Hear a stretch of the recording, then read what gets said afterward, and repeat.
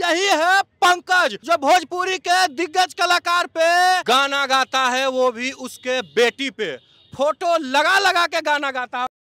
Camera on कीजिएगा, इधर आइएगा, इधर देखिए पंकज पकड़ा गया। पंकज बा, यही पंकज बा।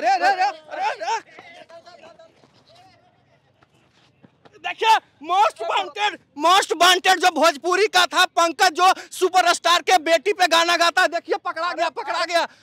अरे हम कुछ नहीं है भैया, हम कुछ नहीं है। देखिए इसका, देखिए पहचान रहे इस चेहरे को, ध्यान से देखिएगा। ये भागने का पूरा कोशिश कर रहा था, हम इसको कैसे गिरते पड़ रहे। चेहरा हटाओ ना रे, चेहरा हटा रे।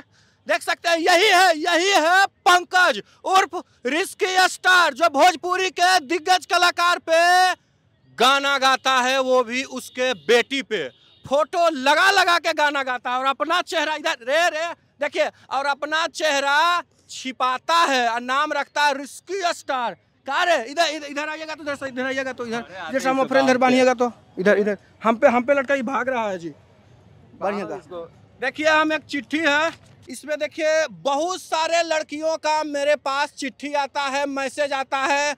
काजल नाम की लड़की का, डिम्पल नाम की लड़की का, नीलू नाम की, पूजा नाम की, 10,000 से ऊपर मैसेज मेरे पास आया है। देखिए हम उसी का एक खत पढ़ रहे हैं। खत तो 10,000 से ये भी ज़्यादा आ गया था।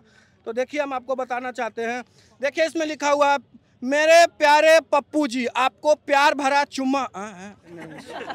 सॉरी, इसमें ऐसे क्यों लिखते हैं पूजा जी, गलत बात है। तो मैं आपको तहे दिल से आई लव यू भी छोड़ देते हैं, अगला लाइन बोलते हैं। मेरा ये कहना है कि ये लोग गाना गा देते हैं बिना सोचे समझे किसी के भी नाम पे, और पूजा नाम पे एक गाना गा दिए थे जो कि मेरा शादी रुक गया। बताइए, ऐसा समस्या हो रहा है। मैं आपकी प्यारी पूजा, लास्ट में भी फिर आई लव यू बनाया। चलिए कोई बात नहीं, अब हम ये कहना चाहते हैं कि तुमको किसने अधिकार दे दिया है कि किसी के नाम पे, किसी के बेटी पे गाना गाने का? किसने अधिकार दे दिया रे? बताओ उधर। भोजपुरी के बड़का सेलिब्रिटी स्टार जो बनल बालो, वो लोग से हम सीखले बानी। हम बड़ कलाकार होलो तो हमने के छोट कलाकार देख के सीखले बानी, तब हमने के गाओ तनी सन भैया। हमने को में गलती नहीं है। तुम्हारा गलती है ही नहीं ना। तुमको पता है पिछली बार भी हम इसको माफ कर दिए थे। पिछली बार भी ये रो रहा था, इसका गाना डिलीट हो गया था, इसको हम माफ कर दिए थे कि जाओ एक बार माफ कर देते हैं, क्योंकि ये भी रो रहा था। अरे एक बार माफ कर दिए, हमेशा क्या खोजता है? तुमको रिपोर्टर पप्पू जी माफे करें? तुम भागता है, नाम रखता है रिस्की स्टार, भागता है। अब कैसे भागेगा? कैसे बांध दिया है, कैसे भागेगा? भैया हमरा ऊपर अत्याचार कैला लो तब न हम गईनी। क्या अत्याचार होता है? हम पिछला बार गाना गईले रहनी तो हमरा पूरा घर के लोग किडनैप करवा ले लो, धमकी दिवावत लो, यहाँ तक कि हमरा के सिफ्टी में बंद कर देले लो। 10 दिन तक हम सिफ्टी मतलब बाथरूम में हमरा के बंद कर देले लो। बाथरूम में बंद कर दिया? हमरा साली के वो लोग किडनैप करके धमकी देते रहो, हमरा शरीर के साथ वो लोग शोषण कैला लो भैया। तब हम वो लोग से बदला ले खातिर हम क्या शोषण किया? मर्दाना के साथ क्या शोषण होता है जी? लड़की के साथ होता है, तुम्हारा साथ क्या कर दिया?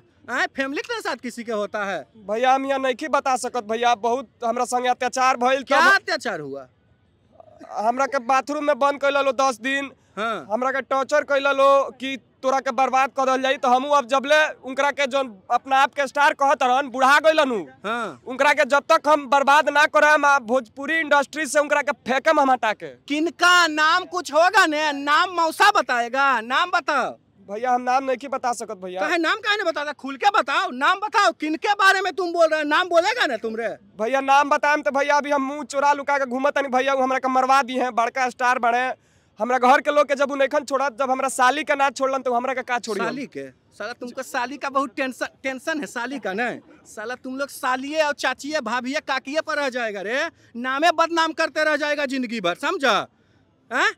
भैया हम नाम बताओ, कौन था वो? नाम खुल के बताओ भैया। रहुआ तो जानते हो खेमनू कि का नाम है उनका, सब लोग जानता। हम क्या जानते हैं? हम कुछ नहीं जानते हैं, किसी का नाम नहीं। हम काहे बताएं? हम क्या जानते हैं जी? हम थोड़े कुछ जरा बेटी पर गाना गईनी भैया, तो सब लोग रहुआ लोग जान थो हम कि का नाम है। तो हम नाम धैला से कोनो फायदा तो बाना। तो बताएगा नहीं कौन था? ना भैया हम नाम नहीं बता सकते। तो नाम नहीं बताएगा तो कैसे पता चलेगा? आप बताइए ना जी। हम काहे बताएं? हम किसी के बारे में हम डरते हैं क्या? आप हंस क्या रहे हैं जी? हम काहे बता दें किसी का नाम? ये किया है, दुश्मनी लिया या ये जो भी किया ये जानेगा ना। हमको क्या मतलब है? क्या बोले? क्या साथ दे दीजिए। हम साथ हम ये सब काम नहीं करते, हम डरते उठते हैं। तुम बताओ काहे ऐसा काम करता है? तो तुम गाना गाएगा किसी के बेटी पे, चलो ठीक है नाम का छोड़ो, किसी का नाम का अब हम कुछ पूछेंगे ही नहीं। किसी का बेटी पे गाएगा, किसी का नाम लेके, तक काहे ऐसा काम करता है? तो भैया हम छोट कलाकार है, तो आज हमरा के सब लोग मीडिया में सब लोग जहाँ देखता हमरा के मारता पकड़ता, वो तो उहे काम नु के बनलन स्टार। क्या करके स्टार बन गया है? एगो छोट कलाकार का ड्रामा ये सब करता है भड़ुआ लोग। छोट कलाकार है लफुआ कहीं का।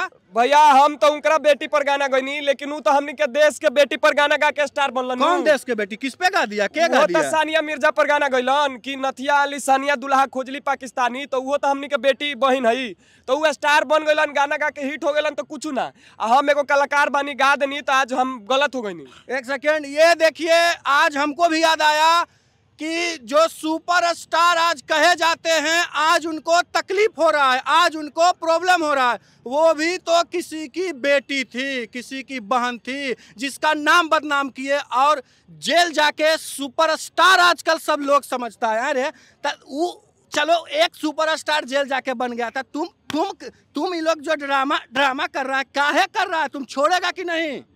भैया हमार नाम है रिस्की स्टार, हम हमेशा रिस्क लेले बानी, आगे हम रिस्क लेम। हम रिस्की स्टार नाम है, तो हम बेटी बहन पे उनकरा गाना गाएम। आज जबले उनकरा के हम भोजपुरी इंडस्ट्री से खत्म ना करेम, तबले हम ना माने। उनकर जितना दम बा, बूढ़ पुरानिया हो गल बड़न, खत्म बारन। जति करे बा हमरा के कॉलेज। तुम क्या बोला कि रिस्की स्टार है, हम बंद नहीं करेंगे? कल होके तुम साला सही बोला, सही, मेरे बेटी पे तुम गाना गाएगा तो हम छोड़ देंगे रे। हाँ, इसके लिए तो हम कुछ भी। और हाँ, याद रखिएगा, हम आपके पास भी आ रहे हैं जो ऐसा हरकत कर रहा है, याद रखिएगा। अरे साला मेरा बेटी की बारी तुम ला दिया है साला। रे रे रे रे रे रे बाबा भाग जाएगा, बानिए। अरे तुम काहे ऐसा काम कर रहा है? क्यों? तुम बंद करेगा कि नहीं करेगा? तुमको पता है रिपोर्टर पप्पू जी क्या करेंगे? पता है भैया भोजपुरी इंडस्ट्री में सब लोग ये कह के स्टार बनल बा। देखिए जबले स्टार ना बने तबले हम उनकर बेटी बहन पर, हम जेकर मन करी, जेकरा पर मन करी हम गायम, काहे कि हमरा स्टार बने के बा, हम पैसा खर्चा करतनी। साला तुम पैसा खर्च करके किसी को बदनाम लेगा? जी देखिए, खुलेआम आप सबके सामने, पब्लिक के सामने बोल रहा है कि आप लोगों के बेटी बहन और क्या कहते हैं, किसी का भी नाम लेके हम गाना गाएंगे और क्या कर लेगा? तुमको पता है रिपोर्टर पप्पू जी क्या कर लेंगे? ये जो पब्लिक है ना, तुम्हारा सब गाड़ मार लेगी, समझा? तुमको पता है? अरे भैया तो तू का कर लेबो?